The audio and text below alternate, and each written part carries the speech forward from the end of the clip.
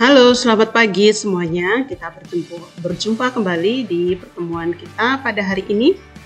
Nah, kali ini kita akan membahas tentang pendidikan anti korupsi. Ya, di kelas 7 kita juga akan membahas tentang pendidikan anti korupsi. Nah, apa sih yang dimaksud dengan korupsi itu? Ya, tapi kita lihat dulu ya sebelum kita lanjut, apa saja yang akan kita bahas di dalamnya. Nah, pertama-tama kita perlu mengetahui dulu KD yang akan kita capai dalam materi ini. Di KD 1.1 kita akan memahami pengertian, dampak, dan penyebab dari tindakan korupsi. Ya. Kemudian tujuan dari pembelajaran kita hari ini adalah mendeskripsikan pengertian korupsi dari para ahli dengan baik. Nanti kita akan lihat. Kemudian yang kedua, memberikan contoh dampak dari tindakan korupsi dengan baik. Nah, dari tujuan ini, kemudian kita materi pokok atau materi pembelajaran kita akan membahas secara umum mengenai memahami pengertian dari korupsi, dampak, dan penyebab dari tindakan korupsi tersebut. Baik, kita akan lanjut. Nah, sekarang kita lihat dulu apa sih pengertian dari korupsi tersebut. Nah, pertama-tama kita lihat dulu dari Kamus Besar Bahasa Indonesia atau KBBI ya. Di situ dikatakan korupsi diartikan sebagai tindakan penyelewengan atau penyalahgunaan uang atau barang negara atau milik perusahaan untuk kepentingan pribadi atau orang lain atau kelompoknya sendiri. Ya, itu dari KBBI. Kemudian kita juga melihat kalau dari Undang-Undang Nomor 20 Tahun 2001 juga mengatakan bahwa korupsi adalah perbuatan yang melawan hukum dengan maksud memperkaya diri sendiri atau orang lain atau perseorangan atau korporasi yang dapat merugikan keuangan atau perekonomian negara. Namun secara umum korupsi biasanya diasosiasikan sebagai penggunaan kekuasaan pejabat publik untuk mengambil keuntungan material bagi pribadi orang tersebut, baik secara maupun secara tidak langsung. Nah, di sini kita akan melihat beberapa pengertian korupsi menurut para ahli. Kita lihat satu persatu. Yang pertama itu dari Huntington tahun 1968. Beliau mengatakan bahwa korupsi adalah perilaku pejabat publik yang menyimpang dari norma-norma yang diterima oleh masyarakat, dan perilaku menyimpang ini ditujukan dalam rangka memenuhi kepentingan pribadi. Ya. Dari Huntington ini dia lebih untuk menguntungkan kepentingan pribadi. Ya. Yang kemudian kita lihat dari Dr. Kartini Kartono. Nah, Dr. Kartini mengatakan bahwa korupsi adalah tindakan atau tingkah laku individu yang menggunakan wewenang dan jabatan guna mengeduk keuntungan pribadi dan merugikan kepentingan umum. Ya. Ini tingkah laku individu atau pribadi yang menggunakan wewenang dan jabatannya guna mengeduk keuntungan pribadi, mengeruk untuk keuntungan pribadi dan merugikan kepentingan bersama. Baik, yang berikutnya kita lihat dari Hedi Sri Ahimsaputra tahun 2002 ini mengatakan bahwa menyatakan bahwa persoalan korupsi adalah persoalan politik pemaknaan, ya, berbagai macam pemaknaan ya. Kemudian yang keempat kita lihat dari Profesor Subekti. Beliau mengatakan bahwa korupsi adalah suatu tindakan perdana yang memperkaya diri yang secara langsung merugikan negara atau perekonomian negara. Dan yang kelima, ini dari Syed Hussein Alatas. Beliau mengatakan bahwa korupsi merupakan suatu transaksi yang tidak jujur yang dapat menimbulkan kerugian uang, waktu, dan tenaga dari pihak lain. Nah, ini banyak sekali yang dimaksud oleh atas ini ya, baik kerugian waktu, uang, tenaga dari pihak lain. Jadi banyak hal yang bisa dimaksudkan dengan korupsi tersebut. Sekarang kita lihat jenis-jenis korupsi. Jenis-jenis korupsi ini kita lihat dari Undang-Undang Nomor 31 tahun 1999 dan Undang-Undang Nomor 20 tahun 2001. Apa saja? Nah, yang pertama ini ada 7 poin. Yang pertama, korupsi yang terkait dengan merugikan keuangan negara. Nah, ini korupsi yang terkait dengan merugikan keuangan negara. Ini kalian pasti sudah baca atau melihat di televisi. Ini banyak hal yang sudah disampaikan di sana. Banyak kasus, banyak contoh ya, merugikan keuangan negara, bahkan bertriliun-triliun ya, banyak pejabat yang melakukan tindakan seperti itu. Yang kedua itu korupsi yang terkait dengan suap penyuap ya, dengan terkait dengan suap penyuap. Kemarin kita sudah melihat video tentang salah satu bupati di Probolinggo yang ditangkap ya, tangkap tangan oleh KPK terkait dengan upaya suap penyuap ini ya, contohnya kemarin sudah jelas. Yang ketiga itu korupsi yang terkait dengan penggelapan dalam jabatan. Ini juga banyak sekali ya. Kalian sudah pasti mendengar, membaca ya di media sosial, itu sudah banyak sekali. Yang keempat adalah korupsi yang terkait dengan pemerasan. Nah, ini hampir di semua elemen masyarakat itu ada. Ya, hal-hal kecil itu bisa masuk di situ. Ya, orang memanfaatkan kekuasaan jabatan itu untuk merugikan orang lain, melakukan pemerasan. Seperti itu juga ada. Kemudian korupsi yang terkait dengan perbuatan curang. Nah, ini ya, perbuatan curang nih, hal-hal kecil nih bisa juga terjadi ya. Kemudian yang keenam itu korupsi yang terkait dengan benturan kepentingan dalam pengadaan sesuatu ya, barang, jasa seperti itu. Dan yang terakhir adalah korupsi yang terkait dengan gratifikasi. Nah, gratifikasi ini seperti apa? Ya, memberi tapi dengan punya maksud lain ya. Artinya memberinya tidak ada unsur ketulusan, ada maksud lain. Kalau saya memberi kamu hadiah sepatu, maka kamu harus ini dan itu. Artinya ini maksud gratifikasi. Contoh sederhana seperti itu. Nah, ini yang dimaksud dengan atau jenis-jenis korupsi dari Undang-Undang Nomor 31 tahun 1999 dan Nomor 20 tahun 2001. Baik, kita akan lanjut. Berikutnya kita akan lihat dari jenis-jenis korupsi yang tadi, kemudian di press lagi menjadi 3 model ya, tiga model lapisan korupsi. Nah, itu yang pertama itu model korupsi lapis pertama. Ini ada berlevel ya. Kemudian lapis kedua dan lapis ketiga. Nah, di level pertama atau di lapis pertama ini berada dalam bentuk suap ya. Dalam bentuk suap. Suap penyuap tadi juga sudah ada dari undang-undangnya tadi ya. Di mana prakarsa datang dari penguasa atau warga yang membutuhkan jasa dari birokrat atau petugas pelayanan publik, atau pembatalan kewajiban membayar denda kekas negara, juga pemerasan, di mana prakarsa untuk meminta balas jasa datang dari birokrat atau petugas layanan publik lainnya. Nah, ini kita bisa lihat ya, banyak hal. Misalnya kita mau, banyak hal yang sering terjadi, yang sering kita lihat, mau buat SIM, tidak bisa nih, sibuk segala macam. Nah, saya minta tolong nih orang dalam, kenal dengan orang dalam juga bisa, terus saya membayar uangnya lebih daripada biasanya. Ini bisa masuk nih dari level pertama ini. Hal-hal lain juga banyak ya yang bisa kita lihat di masyarakat.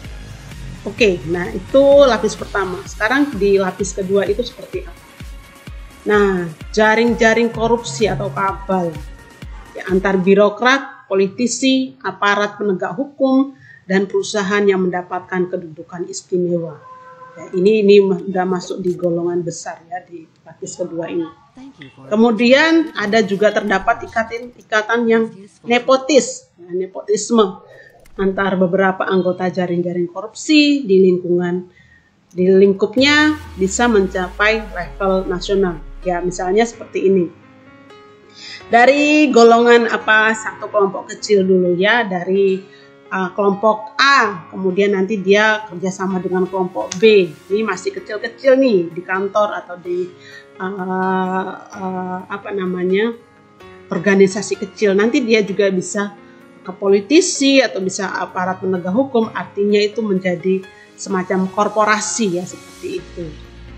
Jadi udah mulai ada membangun jaringan ikatan dengan kelompok ini atau organisasi ini seperti itu. Nah, lama-lama juga bisa menjadi ke level nasional ya, seperti ini. Ya, ini di lapisan kedua ini. Jadi di sini juga dikatakan adanya ikatan yang nepotis ya, artinya ya berhubungan ya dengan dia masih merasa satu level atau masih keluarga gitu, seperti itu. Masih saudara atau masih sekelompok. Itu bisa terjadi. Nah, lama-lama juga bisa membesar. Yang lapisan ketiga sekarang kita lihat. Nah, di lapisan ketiga ini berlangsung dalam lingkup internasional. Ya, dalam lingkup internasional, di mana kedudukan aparat penegak hukum dalam model korupsi lapis kedua digantikan oleh lembaga-lembaga internasional yang mempunyai otoritas di bidang usaha. Nah, ini contohnya usahanya seperti maskapai mancanegara yang produknya terlebih oleh pimpinan rezim yang menjadi anggota jaring-jaring korupsi internasional korupsi tersebut. Wah, ini lebih ke level ketiga, ini sudah kerjasamanya internasional ya. Kalau yang lapis kedua ini masih dari instansi-instansi atau institusi tertentu, kemudian nanti bisa menjadi level nasional ya. Ini yang masih publik, masih rendah ya, ini masih suap menyuap dari hal-hal yang sederhana. Kalau kita lihat dari lapisan ini, jadi lapisan pertama masih sederhana, lapisan kedua dia semakin memuncak masuk ke level nasional, dan lapisan ketiga ini dia lebih sampai ke ranah internasional. Banyak hal ya ini ya teman-teman. Ini kita baru tahu dasar-dasarnya ya. Oke, sekarang kita lihat dulu tentang penyebab korupsi. Banyak kita lihat dari Albert Albert. Kita lihat, beliau mengatakan bahwa ada 3 penyangga kecurangan yang mampu mendorong seseorang bertindak korupsi sebagai segitiga kecurangan. Ya, ada kecurangan ya. Ini dikatakan juga sebagai segitiga kecurangan. Nah, seperti apa ya? Nah, pertama itu ada tekanan, kemudian ada kesempatan, opportunity, ya. Kemudian yang ketiga itu ada rasionalisasi. Nah, seperti apa? Coba kita lihat. Penyebabnya adalah tekanan. Tekanan ini seperti mengikuti gaya hidup modern, ya. Kerugian materi atau uang, terbelit hutang akan menyebabkan seseorang berbuat curang atau korupsi. Ini berawal dari tekanan. Ya. Kemudian yang kedua adalah kesempatan. Ada kesempatan.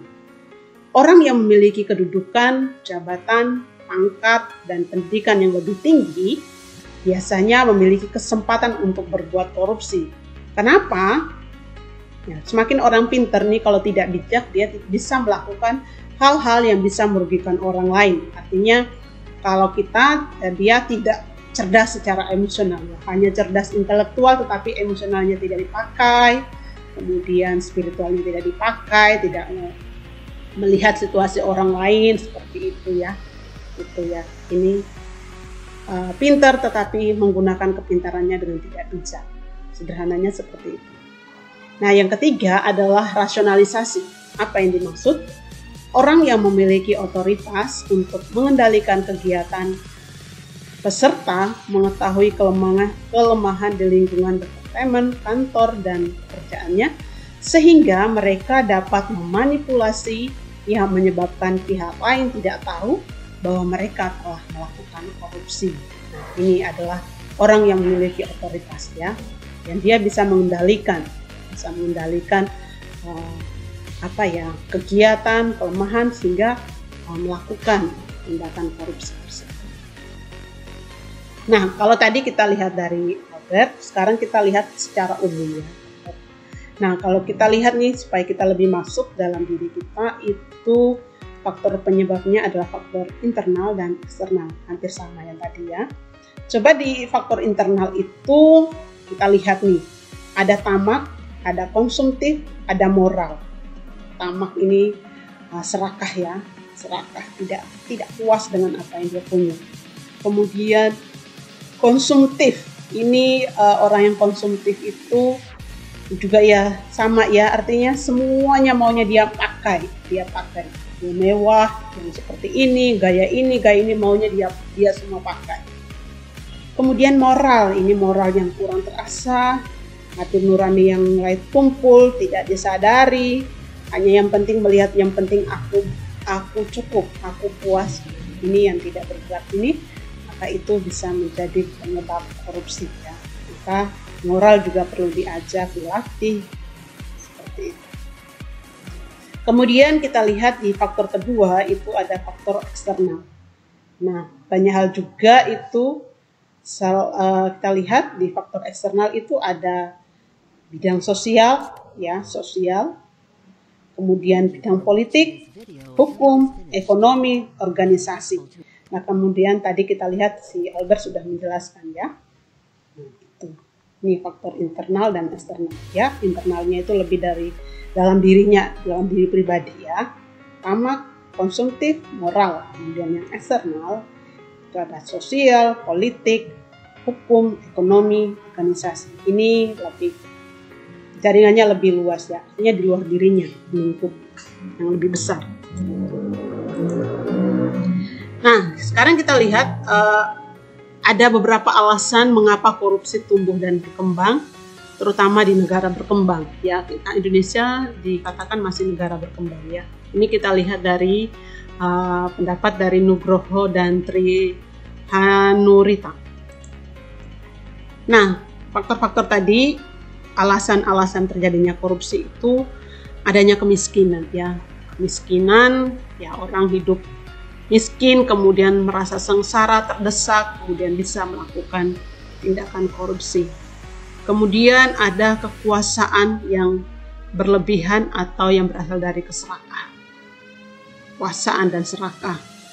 Kemudian ada budaya atau udah kebiasa, udah tradisi, dari sananya memang seperti ini.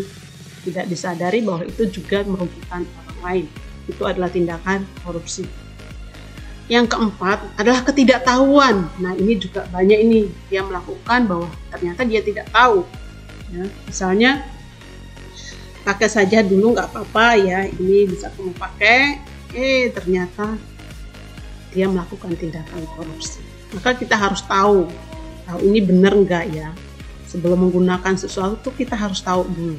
Jangan sampai kita karena ketidaktahuan kita melakukan kesalahan fakta. Seperti itu. Nah, kalau tidak tahu bertanya dulu ya, atau mencari tahu, menggali informasi dulu, seperti itu. Yang kelima adalah rendahnya kualitas moral masyarakat. Nah, tadi kita lihat secara umum itu juga ada ya, di faktor intern itu juga tentang moral, yaitu rendahnya kualitas moral dalam masyarakat.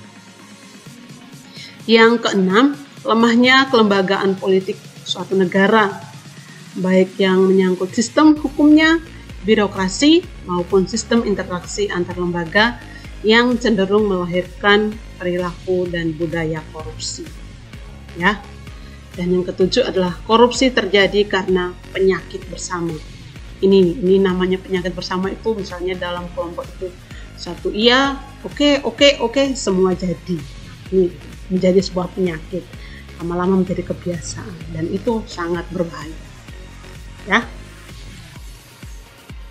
Ya, sekarang kita akan lihat dampak dari korupsi, yaitu ada 3 faktor ya, ada 3 bagian besar. Yang pertama itu adalah di bidang demokrasi, kedua bidang ekonomi, dan ketiga di bidang kesejahteraan negara.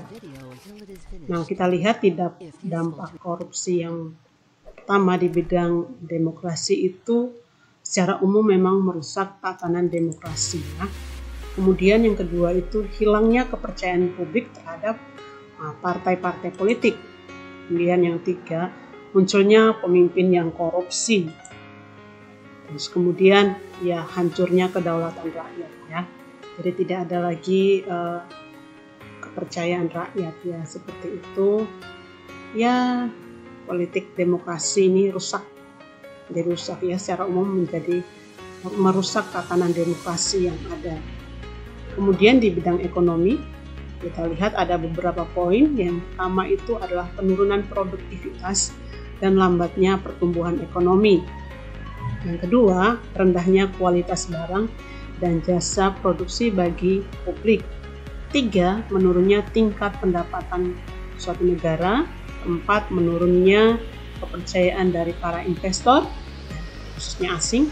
Kemudian yang kelima adalah keterbelakangan perekonomian di suatu negara.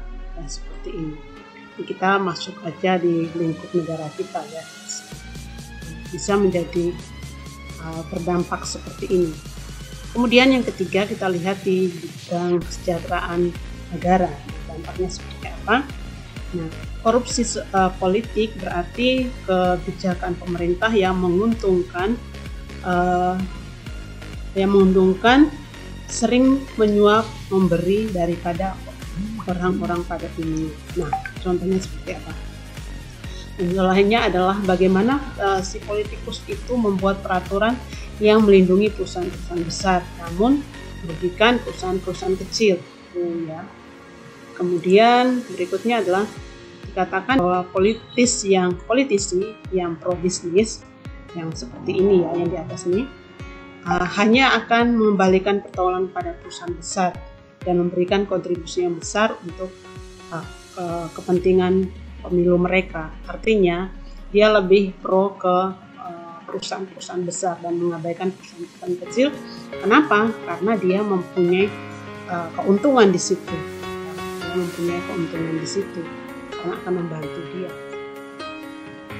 Oke, begitu yang bisa dijelaskan pada kesempatan hari ini. Terima kasih. Selamat mempelajari selanjutnya. Sampai jumpa.